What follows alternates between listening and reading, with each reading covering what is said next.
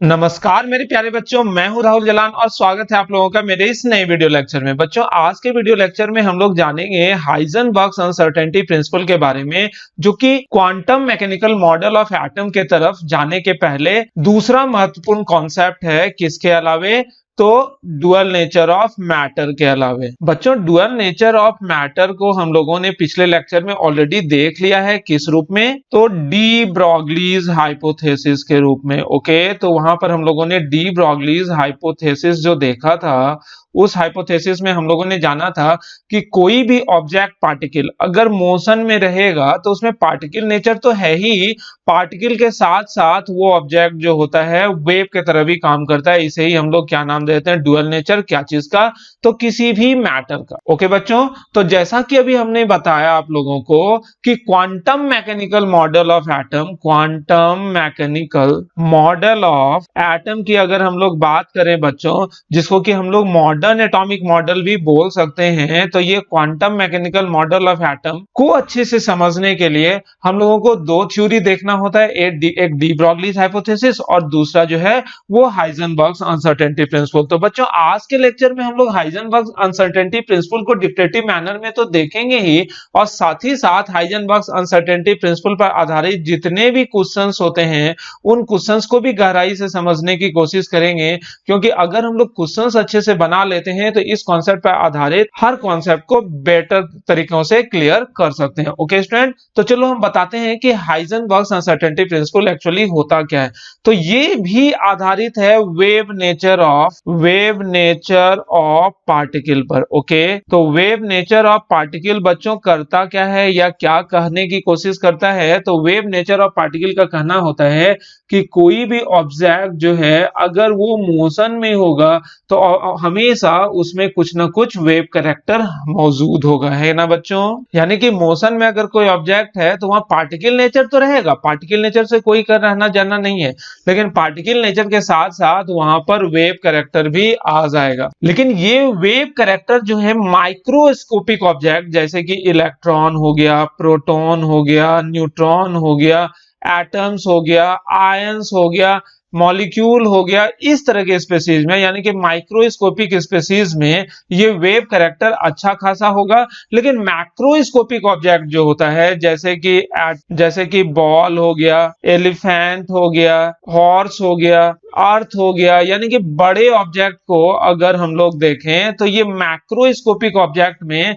Wave character जो है वो नेग्लिजिबल होता है ना बच्चों? ये नेग्लिजिबल वेव कैरेक्टर कहने का क्या मतलब हुआ? डुअल नेचर ऑफ मैटर का ये कहना होता है माइक्रोस्कोपिक ऑब्जेक्ट हो चाहे वो इलेक्ट्रॉन, या मैक्रोस्कोपिक ऑब्जेक्ट हो जैसे कि कोई बॉल है, दोनों में पार्टिकल नेचर के साथ साथ दोनों में वेव नेचर भी मौजूद है।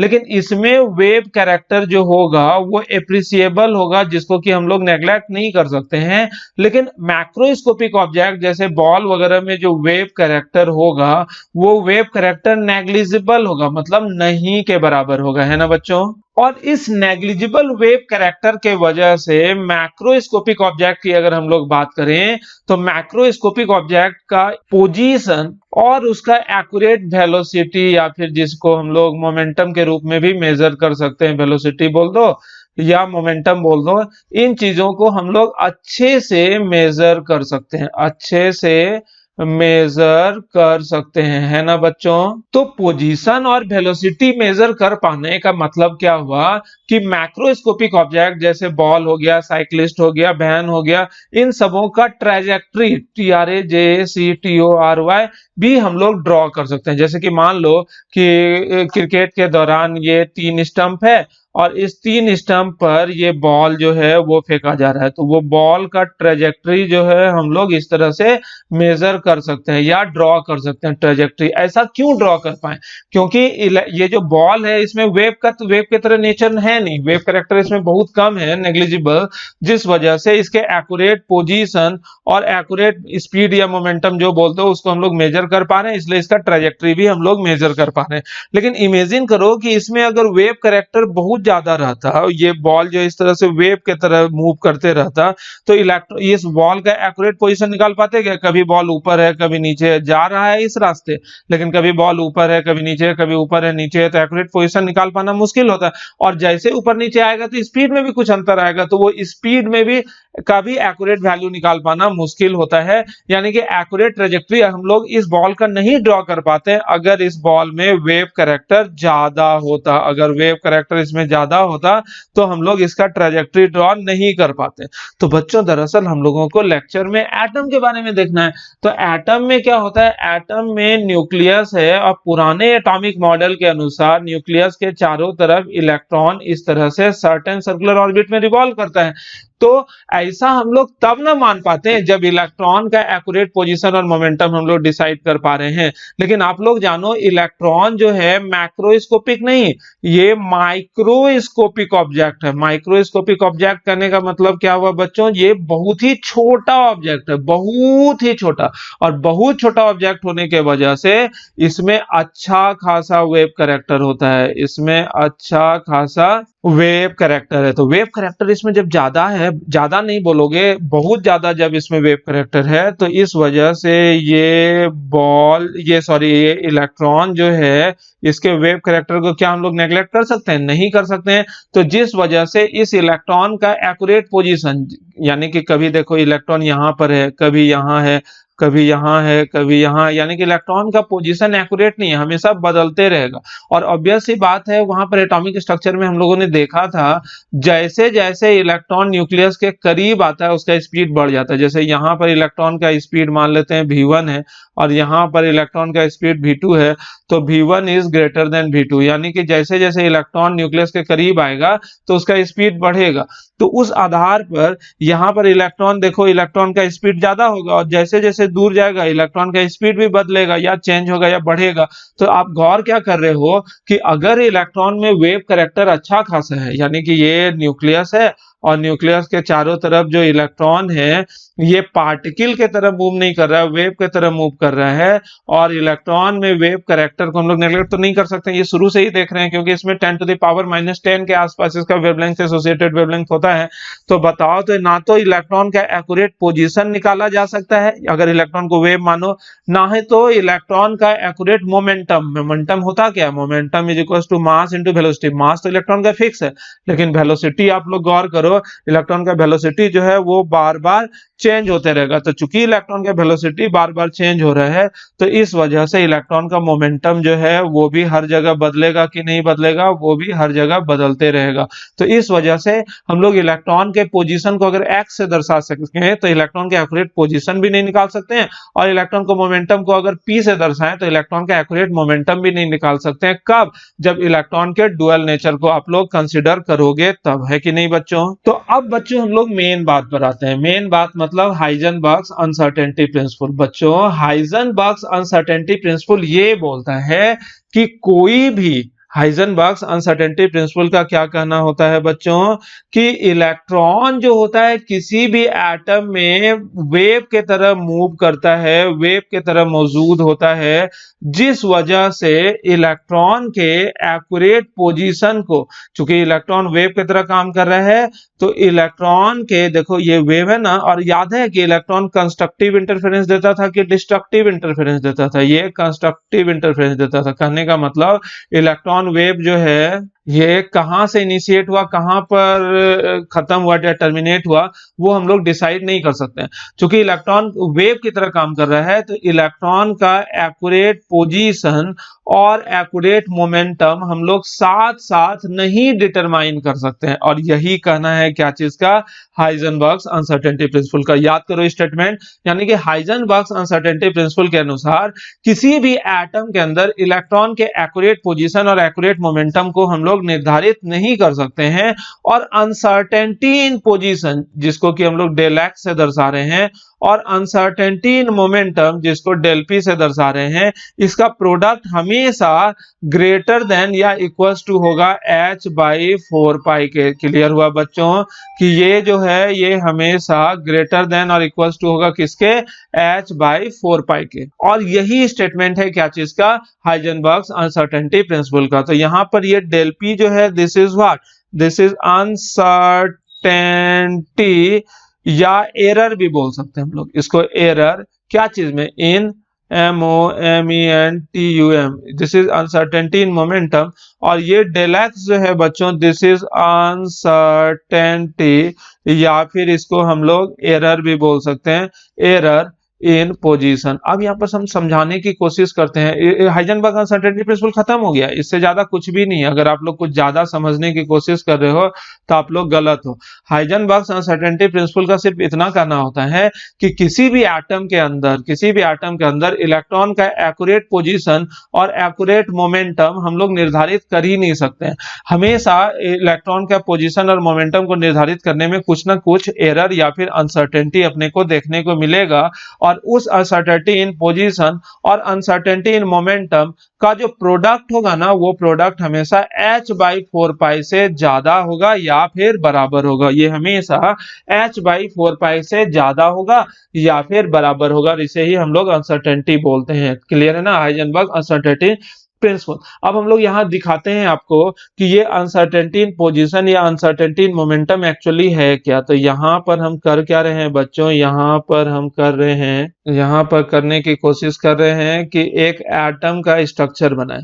तो एटम में अगर इलेक्ट्रॉन पार्टिकल के तरह काम करेगा, अगर एटम के अंदर इलेक्ट्रॉन जो है वो किस तरह से काम करे बच्चों, अगर एटम में इलेक्ट्रॉन पार्टिकल के तरह काम करता तो उसका एक्यूरेट ट्रैजेक्टरी हम लोग ड्रॉ कर सकते हैं। This is called trajectory. ये जो आपको सर्कल जैसा डॉटेड सर्कल नजर आ रहा है ना, ये ट्रैजेक्टरी है, यानी कि इलेक्ट्रॉन के पाथ को हम लोग निर्धारित कर सकते थे। ये किसके अनुसार, ये बोर्स हाइपोथेसिस के अनुसार। बोर के अनुसार इलेक्ट्रॉन जो है किसी सर्टेन ऑर्बिट में रिवॉल्व करता है, किसी सर्टेन ऑर्बिट में रिवॉल्व करता है, यानी कि उसका एक्यूरेट पोजीशन यानी कि x का वैल्यू जिसको कि हम लोग r भी बोल देते थे, x का वैल्यू हम लोग निर्धारित कर सकते हैं। और इलेक्ट्रॉन के एक्यूरेट वेलोसिटी को भी हम लोग निकाल सकते थे, जिसको कि हम लोग p से भी निर्धारित कर सकते हैं, क्योंकि p is equal to mv होता है ना, तो हम लोग वेलोसिटी निकाल सकते हैं यानी कि मोमेंटम भी निकाल सकते हैं। ये बोर के हाइपोथेसिस के अनुसार था, यानी कि इलेक्ट्रॉन किसी सर्टेन ऑर्बिट में है तो उस ऑर्बिट का पोजीशन और उस ऑर्बिट का स्पीड के अनुसार हम लोग मोमेंटम भी निकाल सकते थे।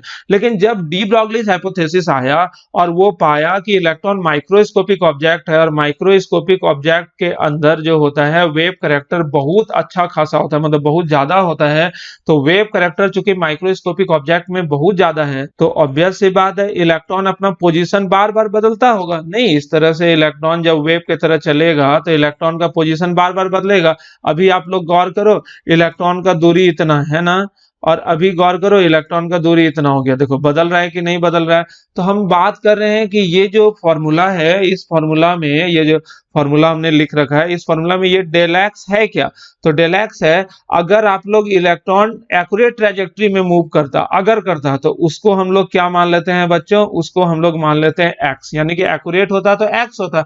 लेकिन अभी मान लो इलेक्ट्रॉन यहाँ पर है, इस पर्टिकुलर पोजीशन में इलेक्ट्रॉन यहाँ पर है, तो अभी जो ये डिस्टेंस है ना, मतलब यहाँ से यहाँ तक का डिस्टेंस, इसी डिस्टेंस को बच्चों हम लोग क्या नाम देते हैं, डेल एक्स। तो अगर आप लोगों से पूछा जाए कि इलेक्ट्रॉन अगर यहाँ पर होगा तो उस परिस्थिति में डेल एक्स कितने के बराबर है, तो यहाँ इसको एक्यूरेट मानेंगे तो इस दूरी को बच्चों हम लोग क्या नाम दे देते हैं, डेल एक्स। इस पर्टिकुलर कंडीशन में यहाँ पर मान लो इलेक्ट्रॉन है तो उस कंडीशन में इलेक्ट्रॉन का डेल एक्स क्या होगा, तो यहाँ पर एक्यूरेट तो ये होता है, तो यहाँ से यहाँ तक का दूरी यानी कि this value is actually del x. यानी कि ये यहाँ से यहाँ को अगर हम लोग x माने तो वेव कैरेक्टर के वजह से अगर इलेक्ट्रॉन इस पोजीशन के ऊपर और नीचे आया, मान लो कि अभी इलेक्ट्रॉन यहाँ पर आया, तो इस एक्यूरेट से इस डिस्टेंस को हम लोग क्या नाम है मानेंगे बच्चों, this is actually del x. तो प्रोबेबली आप लोग समझे होंगे कि डेल एक्स यानी कि एरर इन पोजीशन जो है वो क्या है। एरर इन पोजीशन को ही बच्चों हम लोग क्या नाम देते हैं, अनसर्टेनिटी इन पोजीशन। अब बात करते हैं अनसर्टेनिटी इन मोमेंटम की। अगर इलेक्ट्रॉन एक्यूरेट ट्रैजेक्टरी में मूव करता है as according to Bohr's hypothesis, तो इस ट्रैजेक्टरी में उसका कुछ ना कुछ स्पीड होता है, उसका कुछ ना कुछ वेलोसिटी होता है, velocity is equal to something होता है। लेकिन इलेक्ट्रॉन चूंकि इस ट्रैजेक्टरी वेव कैरेक्टर की वजह से इलेक्ट्रॉन इस ट्रैजेक्टरी के नीचे भी आ सकता है, इस ट्रैजेक्टरी के ऊपर भी आएगा। यदि इस ट्रैजेक्टरी के नीचे आएगा तो ऑब्वियस सी बात है न्यूक्लियस के करीब आएगा, तो उस परिस्थिति में स्पीड बढ़ेगा। और इस ट्रैजेक्टरी से जैसे इलेक्ट्रॉन ऊपर जाएगा यानी कि न्यूक्लियस से दूर जाएगा, तो उस कंडीशन में इलेक्ट्रॉन का स्पीड घटेगा। तो चाहे इलेक्ट्रॉन का स्पीड बढ़े या फिर इलेक्ट्रॉन का स्पीड घटे, तो उस दौरान इस भी से यानी कि इलेक्ट्रॉन जब इस ट्रैजेक्टरी पर था इस भी से उस बढ़े वेलोसिटी या घटे वेलोसिटी को कंपेयर करेंगे, और जितना चेंज आएगा that is uncertainty in speed, और इसी को मास से मल्टीप्लाई कर देंगे m इंटू डेल वी, तो this is called uncertainty in momentum. Okay student, तो चलो हमने यहाँ पर समझा दिया आप लोगों को what is uncertainty in position and what is uncertainty in momentum. अब फिर से आ जाते हैं हाइजेनबर्ग्स अनसर्टेनिटी प्रिंसिपल पर।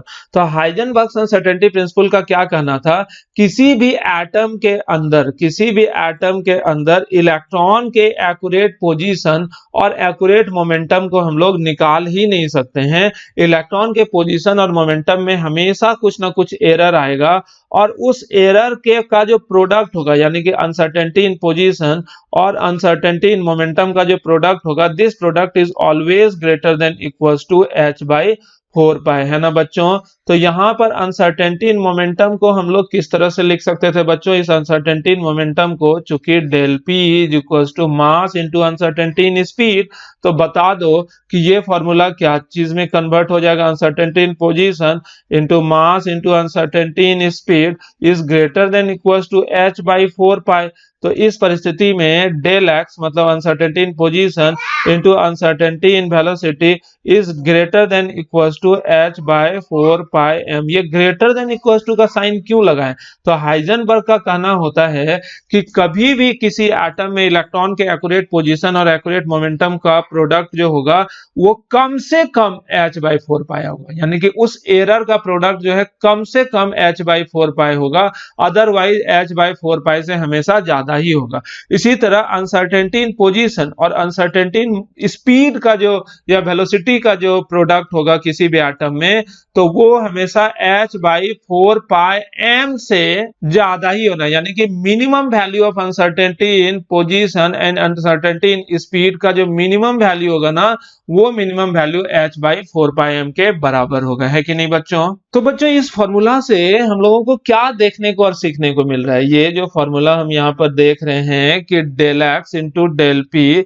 Is greater than equals to something value, और ये वैल्यू जो है ना इसको गौर से देखो, h भी कांस्टेंट है, 4 भी कांस्टेंट है, पाई भी कांस्टेंट है, तो ये वैल्यू जो है सम कांस्टेंट है।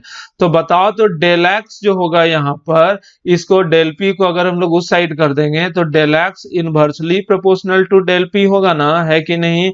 या फिर उल्टा भी बोल सकते हो कि डेल एक्स इज या फिर डेल पी जो है ये inversely proportional to del x. कोई तकलीफ है क्या, कुछ भी तकलीफ नहीं होना चाहिए। अनसर्टेनिटी इन पोजीशन और अनसर्टेनिटी इन मोमेंटम का जो है uncertainty in position uncertainty in momentum के इनवर्सली प्रोपोर्शनल बोल दो, या अनसर्टेनिटी इन मोमेंटम जो है वो अनसर्टेनिटी इन पोजीशन के इनवर्सली प्रोपोर्शनल बोल दो। इसी तरह इस फॉर्मूला से देखोगे तो अनसर्टेनिटी इन पोजीशन जो है वो inversely proportional to uncertainty in speed है ना, अनसर्टेनिटी इन पोजीशन जो है वो inversely proportional to uncertainty in speed.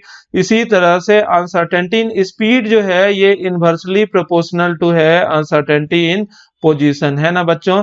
तो इस तरह से हम लोग देख सकते हैं। तो ये जो इनवर्सली प्रोपोर्शनल का कॉन्सेप्ट है ये क्या है, इसको अब थोड़ा सा हम लोग बारीकी से प्रैक्टिकल मैनर में समझें। तो इसको अगर बारीकी से प्रैक्टिकल मैनर में आप लोग समझने की कोशिश करो तो क्या है, ये डेल मतलब समझना, डेल्टा मतलब एरर, दिस इज एरर मतलब गड़बड़ी, ठीक है ना।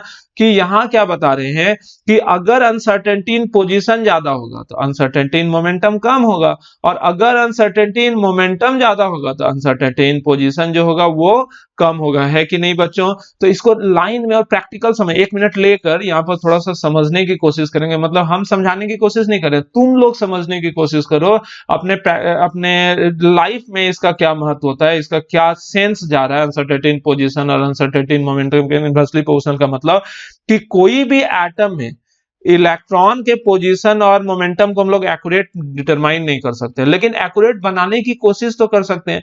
और जितना ज्यादा एक्यूरेसी के तरफ जाओगे, मतलब जितना ज्यादा एक्यूरेट बनाने की कोशिश करोगे, तो तो जितना ज्यादा एक्यूरेट बनाने की कोशिश करोगे मतलब डेल एक्स मतलब गड़बड़ी कम हो जाएगा, नहीं गड़बड़ी डिक्रीजेस।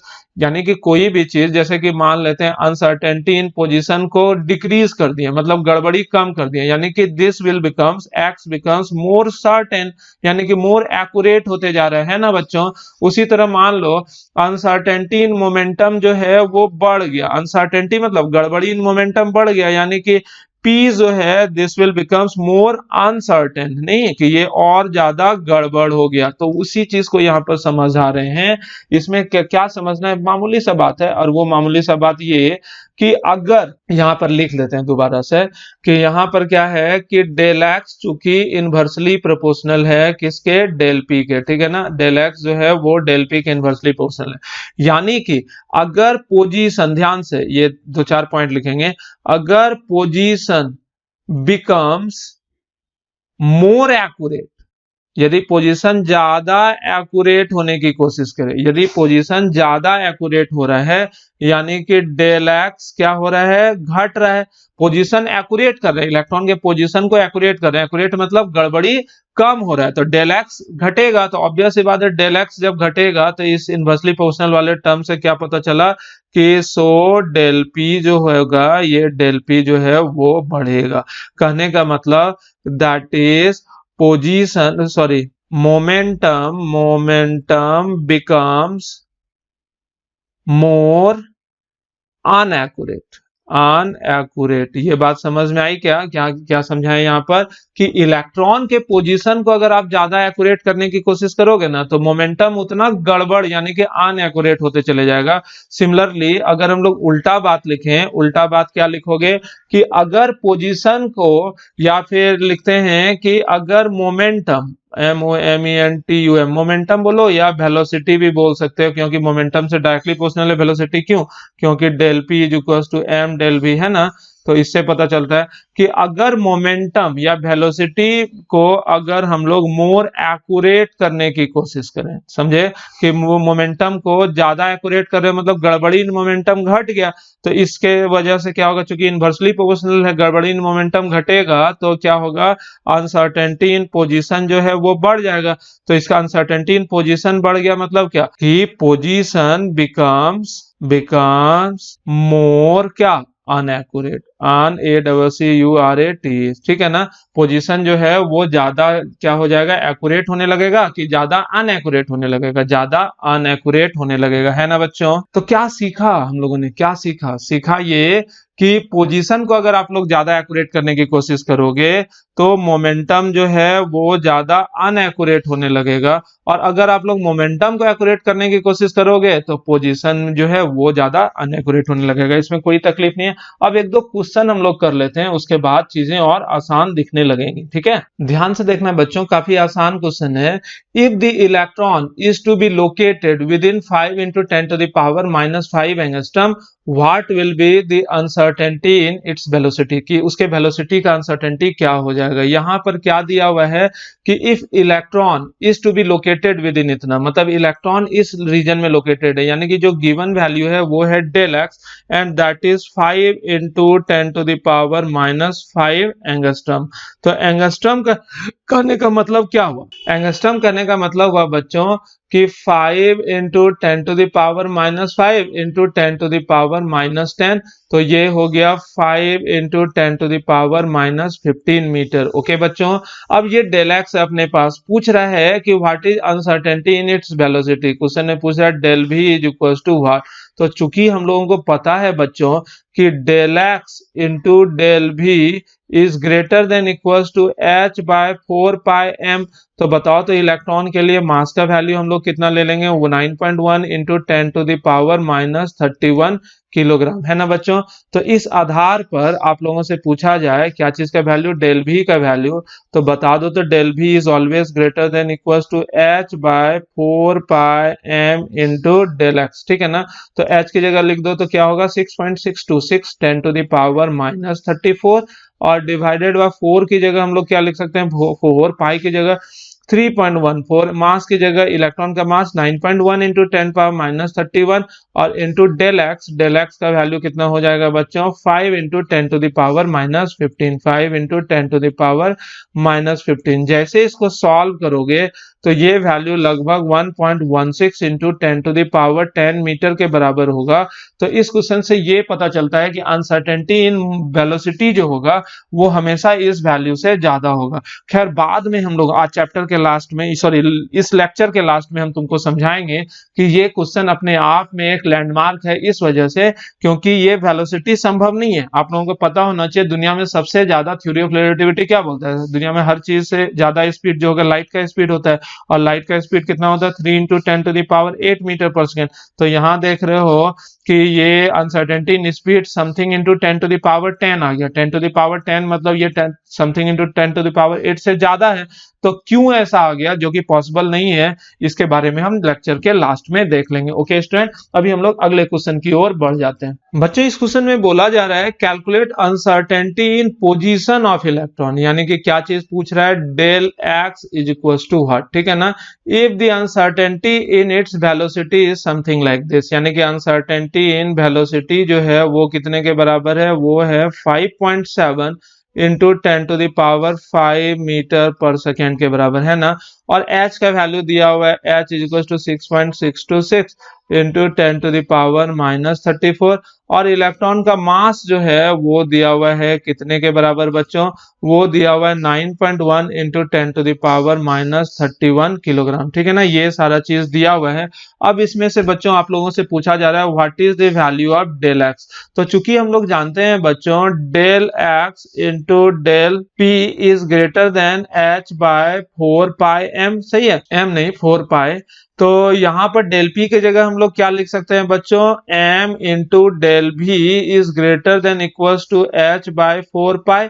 तो अब यहाँ पर देखो मास को अगर हम लोग उस साइड लेकर चले जाएं तो डेल एक्स इंटू डेल भी is greater than equals to h by 4πm। तो यहाँ पर क्या हम लोगों ने सीखा बच्चों, यहाँ पर हम लोगों ने सीखा कि डेल एक्स इंटू डेल भी जो है वो हमेशा greater than equals to h by 4πm होगा। खैर यहाँ पर इस क्वेश्चन में डेल एक्स पूछा जा रहा है, तो बताओ तो डेल एक्स का वैल्यू क्या हो जाएगा बच्चों, greater than equals to h by 4πm into del v. अब चीजों की वैल्यू हम लोग यहाँ पर रख देते हैं आसानी से, तो ये डेल एक्स का वैल्यू क्या हो जाएगा, इसलिए del x is greater than equals to h की जगह क्या रखोगे बच्चों 6.626 10⁻34, 4 की जगह क्या रखोगे, तो इसमें कोई बड़ी बात थोड़ी है, 4 की जगह 4, पाई की जगह हम लोग क्या रखेंगे 3.14, m की जगह 9.1 इंटू 10⁻31 और डेल भी, तो डेल भी आप लोग गौर से देखो तो डेल भी के जगह बच्चों लिखा हुआ है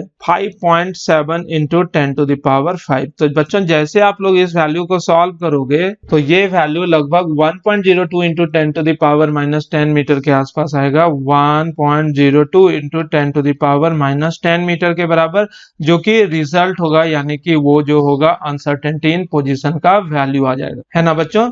तो इस अगले एक और क्वेश्चन कर लेते हैं हम लोग। ज्यादा से ज्यादा क्वेश्चन करना क्यों जरूरी है बच्चों, कॉन्सेप्ट ज्यादा अच्छे से क्लियर होता है, तो इसलिए बिना बोर हुए सारे क्वेश्चन को अच्छे से देखो, और जो स्टिकर में यही सारा क्वेश्चन आप लोगों को दोबारा से मिलेगा तो उन क्वेश्चंस को आप लोग अच्छे से कर जाओ। ये पहला क्वेश्चन है, an electron has a velocity of 300 metre per second that is accurate to 0.01%, यानी कि यहाँ पर दिया हुआ है क्वेश्चन में speed of electron that is 300 metre per second और इसमें दिया हुआ ये 0.01% तक एक्यूरेट है, यानी कि आप लोगों से अगर डेल भी का वैल्यू पूछा जाएगा तो वो होगा 300 इंटू 0.01%, सही है ना। तो ये वैल्यू हो गया लगभग कितना 3 इंटू 10⁻⁻² मीटर पर सेकेंड के आसपास। अब इसमें पूछा जा रहा है what is the accuracy can we locate the position of electron. Electron के पोजीशन के एक्यूरेसी की बात कर रही है या करा जा रहा है, यानी कि डेल एक्स का वैल्यू पूछा जा रहा है। और चूंकि इलेक्ट्रॉन के बारे में बोला जा रहा है तो मास हम लोग बच्चों कितना लेंगे 9.1 इंटू 10⁻31 किलोग्राम। तो चूंकि हम लोगों को पता है बच्चों की डेल एक्स इंटू डेल भी is greater than equal to h/4πm, ठीक है ना। यदि डेल पी रहता था तो सिर्फ h/4π और डेल भी लिख देंगे तो उसी का मास इस साइड आ गया है ना। तो बताओ तो अपने से तो डेल एक्स पूछा जा रहा है, तो del x is greater than equal to किसके h/4πm इंटू डेल भी। तो इन सारे चीजों की वैल्यू रख देते हैं। h की जगह हम लोग क्या रख देंगे बच्चों 6.626 इंटू 10⁻34 डिवाइडेड बाय 4 की जगह हम लोग 4 रख देंगे, पाई की जगह हम लोग क्या रख देंगे 3.14। एम मास जो है वो मास की जगह हम लोग क्या रख देंगे, इलेक्ट्रॉन का मास 9.1 इंटू 10⁻31 और डेल भी की जगह हम लोग रख देंगे 3 इंटू 10⁻², ठीक है ना। ये वैल्यू आ गया क्या चीज का, ये डेल एक्स का वैल्यू आ गया। डेल एक्स करने का मतलब क्या हुआ, this is uncertainty in position, okay. तो ये मीटर में होगा, इसका यूनिट क्या होगा meter, and this is the answer. अब हम लोग नेक्स्ट क्वेश्चन की ओर बढ़ते हैं बच्चों। दरअसल यहाँ पर दो क्वेश्चन है, ये एक क्वेश्चन और ये दूसरा क्वेश्चन है। इस क्वेश्चन में बोला जा रहा है if the electron is to be located within 5 into 10⁻⁵ angstrom, यानी कि डेल एक्स का वैल्यू आप लोगों को दिया गया है 5 इंटू 10⁻⁵ एंगस्ट्रम। तो इसको आप लोग मीटर में कन्वर्ट करो तो 5 इंटू 10⁻⁵ इंटू 10⁻10 कर देंगे तो ये मीटर में आ जाएगा, जो कि वैल्यू हो जाएगा 5 इंटू 10⁻15 मीटर, ओके। तो यहाँ पूछ रहा है कि what will be the uncertainty in its velocity, यानी कि डेल भी का अनसर्टेनिटी कितना होगा अगर ये इलेक्ट्रॉन है। तो इलेक्ट्रॉन है तो सिंपल वैसा ही क्वेश्चन आ गया, इलेक्ट्रॉन का मास कितना हो जाएगा बच्चों 9.1 इंटू 10⁻⁻131 किलोग्राम, ठीक है ना। तो बताओ तो चूंकि डेल एक्स इंटू डेल भी जो होता है this is greater than equal to h/4πm, तो यहां से डेल भी का वैल्यू हम लोग निकालते हैं तो डेल भी का वैल्यू जो होगा that is greater than h/4πm into del x, सही है ना। तो बताओ तो h की जगह हम लोग क्या लिख सकते हैं 6.626 इंटू 10⁻34 और डिवाइडेड बाय 4 की जगह 4, पाई की जगह 3.14 m मास है क्या चीज का, इलेक्ट्रॉन का 9.1 इंटू 10⁻31 किलोग्राम। और डेल एक्स मतलब अनसर्टेनिटी इन पोजीशन, वो कितने के बराबर हो जाएगा बच्चों, वो हो जाएगा 5 इंटू 10⁻⁵ के बराबर।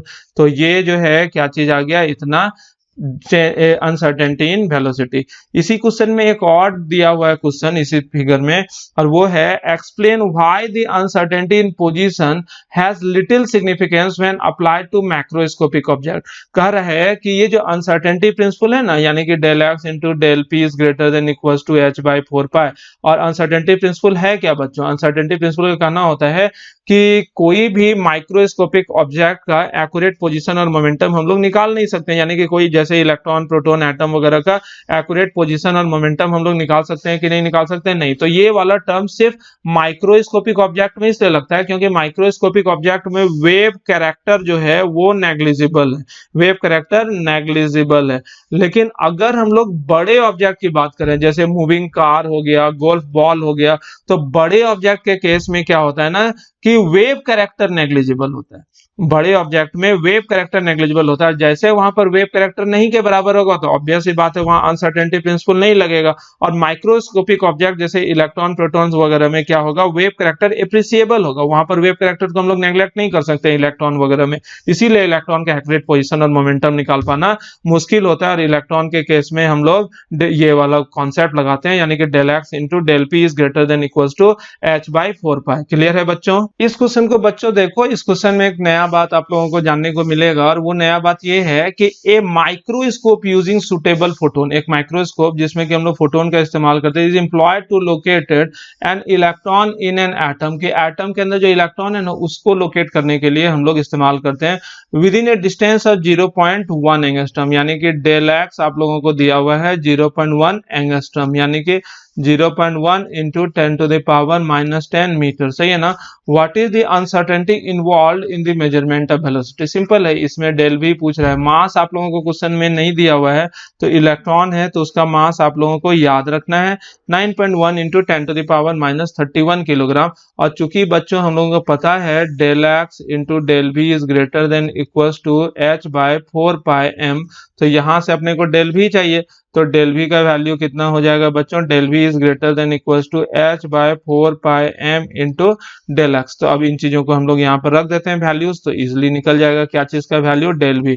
h का वैल्यू 6.626 इंटू 10⁻⁻34 डिवाइडेड ऑफ 4 की जगह 4, पाई की जगह 3.14, मास जो है इलेक्ट्रॉन का 9.1 इंटू 10⁻31, और डेल एक्स जो है दिस इज 0.1 इंटू 10⁻⁻10, 0.1 इंटू 10⁻⁻10। जो भी रिजल्ट आ जाएगा इस रिजल्ट को हम लोग मीटर पर सेकेंड हम लोग बोल सकते हैं क्या चीज, अनसर्टेनिटी इन स्पीड। बस एक लास्ट क्वेश्चन और बच्चों, इस क्वेश्चन में बोला जा रहा है कि एक गोल बॉल है मास 40 ग्राम, गोल बॉल है उसका वजन जो है कितना दिया हुआ है 40 ग्राम है, and speed of 45 metre per second भी दिया हुआ है 45 metre per second. If the speed can be measured with in accuracy of 2%, यानी कि डेल भी जो है 45 इंटू 2% इज इक्वल्स टू मेरे ख्याल से 0.9 के बराबर हो जाएगा। तो पूछ रहा है कैलकुलेट अनसर्टेनिटी इन पोजीशन, यानी कि del x is equals to what आप लोगों से पूछा जा रहा है, ठीक है ना। तो चूंकि हम लोगों को पता है del v into del x is greater than equals to h by 4πm, तो यहाँ पर अपने से चूंकि डेल एक्स पूछा जा रहा है तो del x greater than equals to h by 4πm into del v हो जाएगा, है ना बच्चों। तो बताओ इन सारे वैल्यूज को अगर हम लोग अच्छे से पुट डाउन करें तो ये वैल्यू आ जाएगा h की जगह 6.626 10⁻⁻34 डिवाइडेड बाय 4 की जगह 4, पाई की जगह 3.14 m, मास क्या चीज का, इलेक्ट्रॉन का, तो इलेक्ट्रॉन का मास कितना हो जाएगा 9.1 इंटू 10⁻⁻31। इन चीजों को याद रखना आप लोग, इंटू डेल भी कितने के बराबर हो जाएगा, ये हो जाएगा 0.9 के बराबर। तो बच्चों इस तरह से आप लोगों को दिख रहा होगा कि चेंज इन पोजिशन जो है उसका रिजल्ट इतना आया। सॉरी बच्चों, यहाँ पर मैंने मास जो है ना इलेक्ट्रॉन का लिख दिया था, इलेक्ट्रॉन का मास नहीं होगा ये, चूंकि बार बार इलेक्ट्रॉन वाला क्वेश्चन बना रहे हैं ना, इस वजह से मास जो है वो गोल बॉल का कितना दिया 40 ग्राम, यानी कि 0.04 किलोग्राम। इसको 1000 से अगर आप लोग भागा दोगे तो यहाँ मास की जगह हम लोग क्या लिखेंगे बच्चों 0.04 किलोग्राम। और जैसे आप लोग इसको सॉल्व करोगे तो ये वैल्यू सॉल्व करने के बाद आएगा del x is greater than equals to 1.46 into 10⁻⁻33 meter. ये क्वेश्चन करवाना इसलिए बहुत जरूरी था कि इस क्वेश्चन से हम लोगों को एक जानकारी मिला, और वो जानकारी ये है कि आप लोग गौर करो कि गोल बॉल माइक्रोस्कोपिक ऑब्जेक्ट मानोगे कि मैक्रोस्कोपिक, गोल बॉल को हम लोग मैक्रोस्कोपिक ऑब्जेक्ट मानेंगे, यानी कि बड़ा लार्जर बॉडी। और लार्जर बॉडी का अगर हम लोग स्पीड को एक्यूरेट करने की कोशिश करते हैं, स्पीड को हम लोग 0.9 मीटर पर सेकेंड रखे थे जो कि समहाउ मेजरेबल है, इसको हम लोग एक्यूरेट रख सकते हैं, तो 2% रखें लेकिन फिर भी हम लोग मान लो एक्यूरेट ही मान लें। तो आप लोग देखो पोजीशन का अनसर्टेनिटी कितना आया, समथिंग इंटू 10⁻⁻33। -33 का मतलब समझते हो, दुनिया में सबसे छोटा होता है एटम, और एटम का साइज 10⁻⁻10 के रूप में, उससे भी छोटा होता है न्यूक्लियस, न्यूक्लियस का साइज 10⁻⁻15 मीटर के रेंज में। लेकिन ये जो वैल्यू आया, ये वैल्यू तो आप लोग सोच रहे हो कि न्यूक्लियस के साइज से भी बहुत कम है। तो जब इतना छोटा साइज, और बहुत कम क्या 10⁻⁻15 है, ये 10⁻⁻33 है, तो इस छोटे से वैल्यू को क्या मेजर करा जा सकता है, तो अब जवाब मिलेगा नहीं। तो इस वजह से गोल बॉल जैसे चीजों में, यानी कि मैक्रोस्कोपिक ऑब्जेक्ट में अनसर्टेनिटी प्रिंसिपल लगाना उचित नहीं होता है। तो बच्चों ये सब जो हम लोगों ने सीखा, इसको जो ये गोल बॉल, मैक्रोस्कोपिक, माइक्रोस्कोपिक, ये सारी बातें जो हम लोग बोलते हैं ना, तो इसको अच्छे भाषा में हम लोग नाम देते हैं सिग्निफिकेंस ऑफ अनसर्टेनिटी प्रिंसिपल, ठीक है ना। यदि आप लोगों से पूछेगा what is significance of uncertainty principle, SIGNIFICANCE of uncertainty principle. अगर आप लोगों से ये पूछ ले what is significance of uncertainty principle, तो आप लोग जवाब दोगे कि according to uncertainty principle in case of macroscopic object since the wave character is negligible that's why in this case uncertainty principle is also negligible या neglected, but in case of microscopic object like electron present in any atom the wave character is appreciable and that cannot be neglected. That's why in case of microscopic object like electron present in any atom, there is valid application of uncertainty principle according to which the accurate position and momentum of electron can never be determined and the product of uncertainty in position and uncertainty in momentum is always greater than equals to h by 4 pi. Okay students, अब यहीं पर एक question आप लोगों से पूछा जाता है कि अनसर्टेनिटी प्रिंसिपल का इस्तेमाल करके, कि यूजिंग अनसर्टेनिटी प्रिंसिपल का इस्तेमाल करके ये प्रूव करो, प्रूव दैट, क्या चीज प्रूव करो कि electron can never reside RESIDA inside the nucleus of atom, inside the nucleus of atom. बात को समझ रहे हो मेरे बच्चों कि यहां पर क्या बोल रहे हैं कि इलेक्ट्रॉन जो होता है वो एटम के अंदर रहता है, और हाइजेनबर्ग अनसर्टेनिटी प्रिंसिपल बोलता है कि इलेक्ट्रॉन जो एटम के अंदर कहां पर रहता है ये कोई नहीं बता सकता है, उसका एक्यूरेट पोजीशन और मोमेंटम नहीं निकाला जा सकता। यानी कि ये ऑर्बिट का कॉन्सेप्ट तो यहीं पर से कैंसिल हो गया कि बोर जो बोलता था ना इलेक्ट्रॉन किसी सर्टेन ऑर्बिट में रिवॉल्व करता है, वो वाला कॉन्सेप्ट खत्म हो गया। अब आगे हम लोग देखेंगे जस्ट इस लेक्चर के बाद वाले लेक्चर में ऑर्बिटल का कॉन्सेप्ट, ऑर्बिटल क्या होता है वो बाद में देखेंगे। लेकिन बोल रहा है कि एटम के अंदर इलेक्ट्रॉन कहां रहता है ये हम लोग नहीं पता कर सकते हैं, लेकिन ये पक्का है कि एटम के अंदर इलेक्ट्रॉन रहता है लेकिन न्यूक्लियस में नहीं रहता है। ये जो न्यूक्लियस है ना यहां पर इलेक्ट्रॉन नहीं रहता है, इस बात को प्रूव करो। तो इस बात को कैसे प्रूव करते हैं? उल्टा प्रूव करते हैं। उल्टा कैसे प्रूव करते हैं? लेट वी एज्यूम, हम लोग उल्टा मान लेते हैं, assume that electron is present, कहां पर मौजूद है? इनसाइड द न्यूक्लियस, कि न्यूक्लियस के अंदर मौजूद है। ठीक है ना, हम लोग एज्यूम कर लेते हैं कि इलेक्ट्रॉन जो है वो कहां पर मौजूद है बच्चों? वो न्यूक्लियस के अंदर मौजूद है। और अगर इलेक्ट्रॉन न्यूक्लियस के अंदर मौजूद होगा तो डेल एक्स यानी कि अनसर्टेनिटी इन पोजीशन न्यूक्लियस के साइज के आसपास होगा, यानी कि 10 to the power -15 m, जिसको कि हम लोग 1 फर्मी भी बोलते हैं, है ना बच्चों, कि यदि इलेक्ट्रॉन न्यूक्लियस के अंदर मौजूद है तो ऑब्वियस सी बात है कि अनसर्टेनिटी इन पोजीशन न्यूक्लियस के साइज के आसपास होगा। तो अब हम लोगों से पूछा जा रहा है बच्चों कि कैलकुलेट अनसर्टेनिटी इन स्पीड, तो अनसर्टेनिटी इन स्पीड हम लोग निकालते हैं या वेलोसिटी ऑफ इलेक्ट्रॉन। तो चूंकि हम लोग बच्चों जानते हैं, क्या चीज जानते हैं? चूंकि हम लोगों को पता है कि इलेक्ट्रॉन के लिए मास जो होता है 9.1 × 10 to the power -31 किलोग्राम होता है, और इलेक्ट्रॉन को चूंकि न्यूक्लियस में मान लिए हैं तो इलेक्ट्रॉन का position 10 to the power -10 meter के आसपास है। तो इलेक्ट्रॉन का वेलोसिटी हम लोग निकालते हैं, चूंकि डेल एक्स इंटू डेल भी is greater than equals to h by 4 pi m। तो इस आधार पर आप लोग बताओ कि डेल भी क्या होगा? डेल भी is greater than equals to h by 4 pi m into del x. तो डेल भी is greater than equals to h का वैल्यू रखते हैं बच्चों, h का वैल्यू कितना होता है? 6.626 इंटू 10 to the power -34। 4 का वैल्यू क्या होता है? 4 पाई का वैल्यू 3.14। मास जो है इलेक्ट्रॉन का मास हम लोग पुट करेंगे 9.1 10 पावर -31, और डेल एक्स जो है चूंकि इलेक्ट्रॉन हम लोग मान लिए न्यूक्लियस के अंदर मौजूद रहता है तो डेल एक्स जो 10 to the power -15 मीटर के बराबर। तो यहाँ पर हम लोग 10 पावर -15 मीटर रख लेते हैं। और बच्चों इसको सॉल्व करते हैं, और इसको जैसे सॉल्व करोगे तो ये वैल्यू जो है ये आएगा 5.77 into 10 to the power +10 meter per second. ठीक है ना बच्चों, तो यहां पर जो ये वेलोसिटी आया इलेक्ट्रॉन का वो कितना आया? 5.77 इंटू 10 मीटर पर सेकेंड। लेकिन दुनिया में मैक्सिमम स्पीड जो लाइट का होता है वो कितना? 3 × 10 to the power 8 metre per second के बराबर। तो यहां पर आप लोग गौर करो कि यदि electron, if electron is present in the nucleus, if electron is present in nucleus, तो इलेक्ट्रॉन का स्पीड जो होगा वो स्पीड इस स्पीड के बराबर होगा जो कि लाइट के स्पीड से कहीं ज्यादा है, जो कि संभव नहीं है।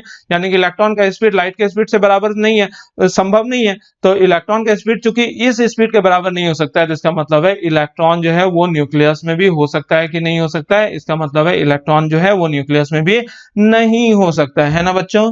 ठीक है, तो इस तरह से हम लोगों ने आज क्या चीज कंप्लीट किया बच्चों? तो आज हम लोगों ने हाइजेनबर्ग्स अनसर्टेनिटी अनसर्टेनिटी प्रिंसिपल, जिसको HUP के नाम से भी जाना जाता है, इस लेक्चर को कंप्लीट किया। और पिछले लेक्चर में हम लोगों ने ड्यूअल नेचर ऑफ मैटर के बारे में देखा था, जिसे हम लोग डी ब्रॉगलीज हाइपोथेसिस भी बोलते हैं, उस बारे में हम लोगों ने देखा था।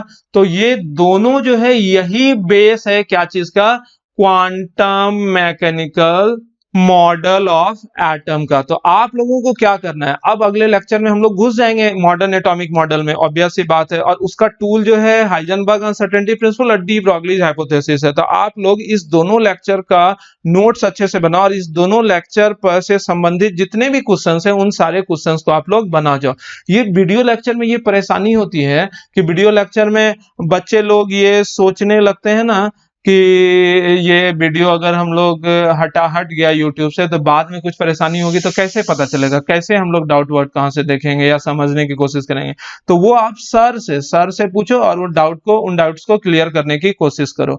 लेकिन आप लोग सोचो कि जब आप ऑफलाइन क्लासेस में रहते थे, ये क्लासरूम है, यहाँ सर कोई भी बात पढ़ा कर आप लोगों को निकल जाते थे, तो क्या वो सीन जो है दोबारा आपकी जिंदगी में रिपीट होता था? जो सर ने बोल दिया बस बोल दिया, खत्म हो गया, वहीं पर वो जिंदगी से डिलीट हो जाता था। तो इसलिए इन सारे बातों को मन में मत बैठाओ कि वीडियो को दोबारा देखना पड़ेगा, यदि हम भूल जाएंगे तो फिर कैसे सीखेंगे। अरे उन सारी चीजों को आप लोग सीख सकते हो सिर्फ और सिर्फ क्वेश्चन बना के, ठीक है ना। तो कल जो है हम लोग quantum mechanical model of atom में जाएंगे, तो उसमें जाने के पहले प्लीज आप लोग इससे संबंधित 2 स्टिकर है, डी ब्रॉगलीज हाइपोथेसिस का अपना स्टिकर है और हाइजेनबर्ग अनसर्टेनिटी प्रिंसिपल का अपना स्टिकर है। इन दोनों स्टिकर को आज के आज कंप्लीट करो, रात में सारा रात जगना पड़े तो आज कंप्लीट करो। और ई सीरीज और एम सीरीज बच्चों आप लोग नहीं बना रहे हो, ये जिंदगी की सबसे बड़ी गलती कर रहे हो। ई सीरीज और एम सीरीज प्लीज आप लोग बच्चों सारा का सारा ई सीरीज एम सीरीज बनाओ, अदरवाइज चीजें क्लियर नहीं होंगी आपको, ठीक है ना। तो मेरा भरोसा है आप लोगों को करना है मेडिकल या फिर करना है IIT, तो थोड़ा सा मेहनत तो आप लोगों को दम लगा के करना ही पड़ेगा। दम भी कहाँ, सिर्फ क्वेश्चन बनाने में, यानी कि ज्यादा से ज्यादा क्वेश्चन करो, प्रैक्टिस करो और थोड़ा सा कॉपी भी अगर लिख लिए हो तो उसको याद भी कर लो। Okay student, bye bye.